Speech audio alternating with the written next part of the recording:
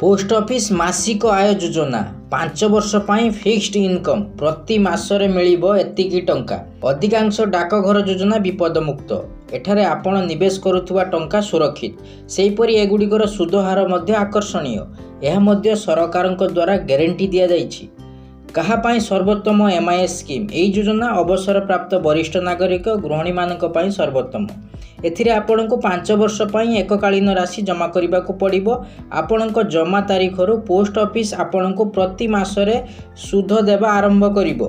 एही योजना वर्तमान वार्षिक 7.4% सुध हार प्रदान करे। यह बैंक तुलन में अधिक। आपण जमा करुवा टंका समान रहिबो। प्रति मासरे आपणक पोस्ट ऑफिस अकाउंट रे सुध दिया जिवो। जदि आपण 1 लाख टंका निवेश करती तेबे आपणको प्रति मासरे प्राय 616 टंका सुध मिलिबो। सेहीपरि जदि आपण 5 लाख टंका निवेश करती तेबे आपणको प्रति मासरे प्राय 3083 टंका सुध मिलिबो। आपण केते निवेश करती सेही अनुसार आपणको सुध मिलिबो। आपण एही योजना रे 1000 टंकार निवेश आरंभ करि परिबे। यार कौनसी सर्वाधिक सीमा नाही। जदि आपण जने व्यक्तिक नाम रे एक अकाउंट खोलती तेबे आपण सर्वाधिक 9 लाख टंका जमा करि परिबे।